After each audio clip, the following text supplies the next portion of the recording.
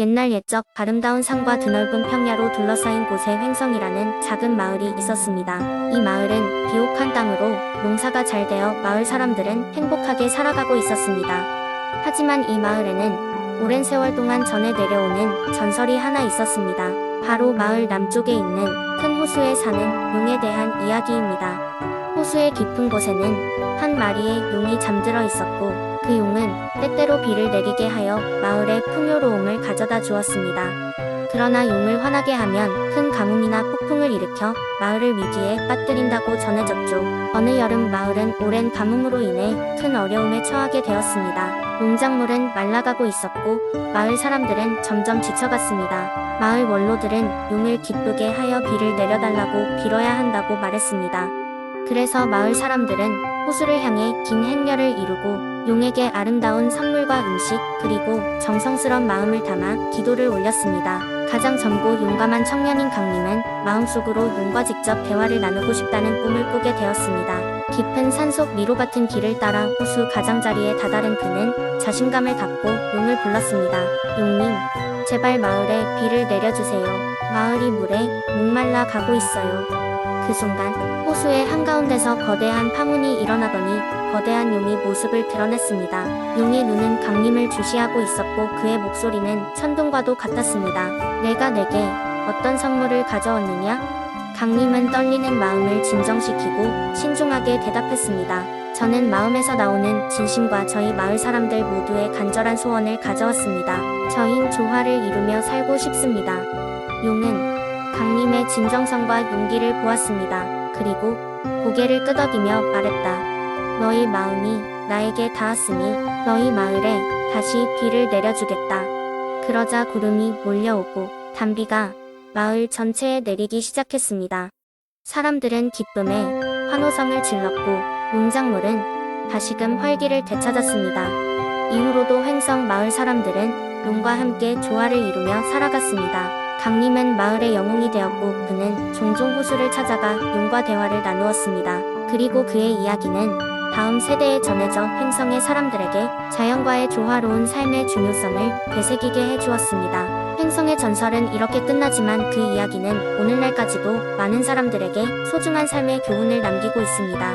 횡성의 호수는 지금도 여전히 그리스로와 같이 맑고 마을 사람들은 감사하는 마음으로 자연과 더불어 살아가고 있습니다. 두 번째 이야기 옛날 옛적 산과 들 아름다운 자연경관으로 둘러싸인 경상북도의 작은 도시 김천이 있었다. 김천은 항상 태평했고 주민들은 서로 화목하게 지내며 풍요로운 삶을 살고 있었다. 그러나 어느 날부터인가 마을에는 가뭄이 찾아와 모든 풀과 나무가 말라가기 시작했다. 비가 내리지 않자 주민들은 점점 불안해졌다. 김천에는 할아버지 한 분이 살고 있었는데 그분의 이름은 할아버지 김이었다. 그는 마을에서 가장 현명한 어르신으로 여겨졌다. 어느 날 할아버지 김은 마을 사람들을 모아 말하였다. 내가 젊었을 때 전해들은 이야기가 있다네. 옛날 이곳 어디엔가 마법의 샘이 숨겨져 있다고 하더군. 그 샘이 있다면 마을의 물이 다시 흐르고 마을은 다시 한번 번영할 수 있을 것이네. 마을 사람들은 그 샘을 찾기 위해 노력하기로 마음을 모았다. 그래서 한 젊은 소년 이름은 동희가 자청하여 탐색대를 결성했다. 동희는 친구들과 함께 김천의 깊숙한 곳까지 들어가 샘을 찾기로 했다. 그들은 샘을 찾아 긴 여정에 나섰고 고난과 역경이 가득한 숲과 산을 넘었다. 며칠 밤낮을 잠도 자지 않고 헤맨 끝에 마침내 그들은 푸른빛을 내뿜는 신기한 연못을 발견하였다. 연못의 물은 맑고 투명했으며 그곳의 공기는 상쾌한 듯 했다. 이 연못이 바로 마법의 샘이 틀림없다고 확신한 동희는 친구들과 함께 샘물을 조심스럽게 떠왔다. 마을로 돌아온 동희와 일행은 샘물을 마을 어디에 있는 큰 웅덩이에 부었다. 놀랍게도 웅덩이를 중심으로 물이 퍼지기 시작했다. 얼마 지나지 않아 김천 마을 전체에 긍정적인 기운이 감돌았다. 마른 땅은 농작물로 가득 찼고 나무와 식물들은 생기를 되찾았다. 이후 마을 사람들은 동희와 그의 친구들에게 큰 찬사를 보냈고 할아버지 김의 지혜로움을 다시금 존경하게 되었다. 마법의 샘은 마을의 비밀 장소로 남았고 필요할 때면 언제든지 이용할 수 있도록 보호되었다. 그렇게 김천은 다시 한번 평화와 번영을 누리며 행복을 행복한 나날을 보냈다. 시간은 흘러갔지만 김천의 사람들은 서로 도우며 화목하게 사는 법을 잊지 않았다. 세 번째 이야기. 아주 오래전 한국의 양산 지역에는 특별한 호수가 있었습니다. 이 호수는 마법의 힘을 가지고 있어 물에 비친 달빛이 가장 강력한 마법을 발휘한다고 전해졌죠. 호수 옆에는 작은 마을이 있었는데 사람들은 이 호수를 신성하게 여기며 절대로 마음이 약한 의도나 욕심을 가지고 호수에 접근하지 않았습니다. 그렇지 않으면 호수의 마법에 의해 큰 재앙이 닥친다는 전설이 있었습니다. 마을 주민들 중에는 어릴 때 부모님을 잃고 할머니와 함께 사는 소녀 지영이 있었습니다. 지영은 항상 모험심이 강하고 호기심이 많아 이것저것 질문을 던지고 마을 이곳저곳을 탐험하곤 했습니다. 하지만 할머니는 언제나 그 호수에는 조심해야 한다고 당부하셨습니다. 어느 날 밤 지영이는 깊고 푸른 호수의 유혹에 이끌려 몰래 나가 보기로 결심했습니다. 밝은 달빛이 하늘에 떠 있었고 호수의 물결은 마치 반짝이는 별들처럼 빛났습니다. 호수에 다다른 지영은 호수의 물결에 비친 자신의 모습을 보고 깜짝 놀랐습니다. 그녀의 모습이 수면에 비춰지며 환상적인 듯 보였고 그녀의 마음 깊숙한 곳에서 조용한 소망들이 되메어졌습니다. 그 순간 물결 속에서 한 여성의 모습이 떠올랐습니다. 그녀는 은빛 머리카락을 휘날리며 지영에게 미소를 지었습니다. 나는 이 호수의 수호자이니 나는 진실된 마음을 구분할 수 있단다 라고 그 여성은 속삭였습니다. 지영은 놀라면서도 자신의 소원이 무엇인지 고민하기 시작했습니다. 그녀는 과거에 잃어버린 가족과 다시 집안의 행복을 찾고 싶다는 마음뿐이었습니다. 호수의 수호자는 지영의 진실한 마음을 감지하고 그녀에게 특별한 기회를 주기로 했습니다. 너희 마음이 바름으로 나는 너에게 도움을 줄 것이다. 하지만 좋은 의도를 가지고 얼마 되지 않아 돌아오거라 고 당부했습니다. 그 말과 함께 물이 잔잔해지며 수호자는 사라졌습니다. 지영은 마을로 돌아가고 그 다음날 아침 깨어보니 모든 것이 달라져 있었습니다. 마을 사람들은 예전에 잃어버렸던 것들을 되찾고 활기차게 웃고 있었습니다.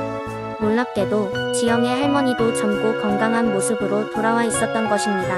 마을 사람들의 입에서 수호자의 이야기가 다시 수없이 오갔고 지영은 신비로운 경험을 공유하며 모두와 함께 기뻤습니다. 호수의 마법 덕분에 마을은 더욱더 평화롭고 행복한 곳이 되었으며 지영은 자신의 경험을 통해 마음속 본연의 의미를 깨닫게 되었습니다. 그리고 사람들은 지영의 용기와 진실한 마음을 칭찬하며 그녀를 사랑했습니다. 이 이야기는 양산의 마을 사람들에게 전설처럼 전해져 내려왔습니다.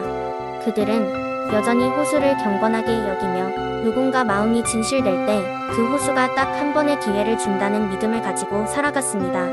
네 번째 이야기. 옛날 옛적 태초의 시간 속에 강진이라는 마을이 자리잡은 시절이었다.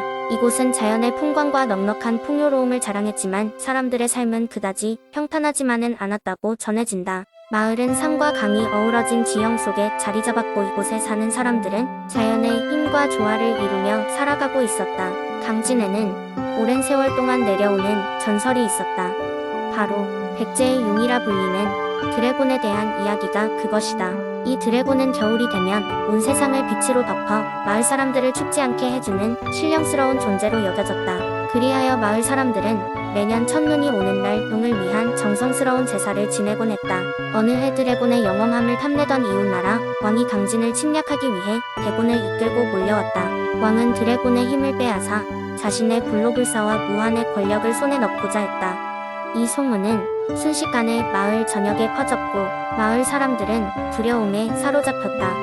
그때 마을의 현명한 할아버지가 나서서 용과 사람들 모두를 위한 지혜를 내놓았다. 그는 용이 아닌 마을의 순수한 마음과 연대가 강진을 지켜줄 것이라 믿었다. 할아버지의 말을 들은 마을 사람들은 힘을 합쳐 거대한 얼음 거울을 준비하기 시작했다. 이 거울은 드래곤의 빛을 반사해 마을 전체에 빛을 더할 것이었다. 침략하던 날 밤 거대한 구름이 하늘을 뒤덮고 눈보라가 몰아치는 가운데 강진의 산과 강이 모두 얼음으로 덮였다. 마을 사람들은 용이 깨어날 것을 믿으며 마을 광장에 모여 드래곤을 위한 제사를 올렸다.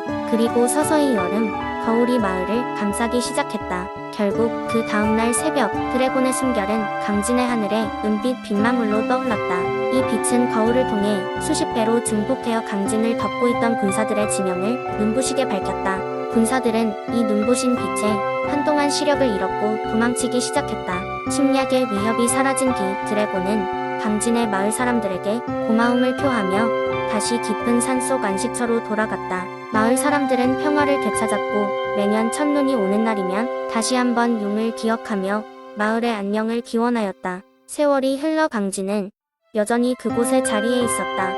그러나 마을 사람들은 드래곤의 존재를 눈으로 목격한 적은 없었고 오직 전설로만 이어져 내려왔다. 마을에는 백제의 용을 기리며 지어진 작은 제단이 여전히 남아있으며 그곳을 찾는 이들은 그 옛날 강진을 비추던 빛을 기억하며 이곳에서 감사의 기도를 올린다. 드래곤은 더 이상 모습을 드러내지 않았지만 매년 첫 눈은 마을을 어루만지며 그날의 전설을 새롭게 소환한다. 다섯 번째 이야기. 옛날 옛적 대한민국 금산에는 신비로운 숲이 있었다고 전해집니다. 이 숲은 천혜의 자연환경으로 둘러싸여 있었으며 특별한 약초가 자라는 곳으로 유명했습니다. 이 약초들은 사람이 얻기 어려운 곳에 자라났고 그 효능은 뛰어나서 많은 사람들의 병을 치유했다고 합니다. 그러나 숲은 인간의 탐욕을 시험하듯 오랜 세월 동안 깊이 감춰져 있었습니다. 길을 잃지 않으려면 반드시 용기와 순수한 마음이 필요하다고 전해졌습니다. 한 마을에는 순수하고 용맹한 소년 민호가 살고 있었습니다. 그의 할머니는 오랜 병환으로 고생하셨고 민호는 이를 고치기 위해 전설적인 약초를 찾아 나서기로 결심합니다. 금산의 숲으로 향한 민호의 모험은 이미 시작되었습니다. 마을 어귀를 지나 깊은 숲으로 들어가자 주변은 이내 푸른 향기가 감도는 신비로운 분위기로 바뀌었습니다. 숲에 발을 들인 민호는 고요하고 아름다운 풍경에 한순간 매료되었습니다. 그러나 그 길은 결코 쉽지 않았습니다. 그는 날카로운 바위와 얇은 길을 지나야 했고 때로는 길을 잃기도 했습니다. 숲은 살아 움직이는 듯 다양한 소리와 환상적인 장면을 보여주었습니다. 숲의 중심부에 다다르자 민호는 빛나는 꽃으로 둘러싸인 작은 호수를 발견했습니다. 그곳에서 숲의 수호신이라 불리는 흰 사슴이 등장하였습니다. 흰 사슴은 사람의 마음을 읽을 수 있는 능력을 지니고 있었는데 민호의 순수한 마음을 보고 미소 지었습니다. 내가 찾는 약초의 위치를 알 수 있을까요? 민호가 간절히 물었습니다. 그러자 흰 사슴은 고요한 목소리로 대답했습니다. 용기 있는 자여, 숲의 깊은 곳으로 더 나아가거라. 내가 진정 할머니를 위한다면 약초는 반드시 널 기다릴 것이니. 민호는 수호신의 조언을 주의 깊게 들으며 숲의 더욱 깊은 곳으로 발걸음을 옮겼습니다. 사슴이 가르쳐준 방향으로 가자 이내 민호는 태양빛이 살짝 들이오는 언덕에 다다랐습니다. 그곳에는 믿을 수 없는 광경이 기다리고 있었습니다. 수많은 별빛처럼 반짝이는 약초들이 민호의 눈앞에 펼쳐졌습니다. 민호는 조심스럽게 손을 뻗어 약초 일부를 따고 급히 할머니가 계신 마을로 돌아갔습니다. 민호가 가져온 약초 덕분에 할머니는 기적적으로 회복되셨습니다. 마을 사람들은 민호의 용기와 사랑에 찬사를 보냈고 금산의 숲은 사랑과 믿음이 있는 자에게는 마음을 열어준다고 더욱 널리 알려지게 되었습니다. 이후로도 금산의 숲은 누구에게나 열려있지만 자연의 경이로움을 신뢰하는 마음이 있어야만 진정한 보물을 찾을 수 있었다고 합니다. 그리고 민호의 이야기는 오랫동안 전해지며 사람들의 기억 속에 자리 잡았습니다.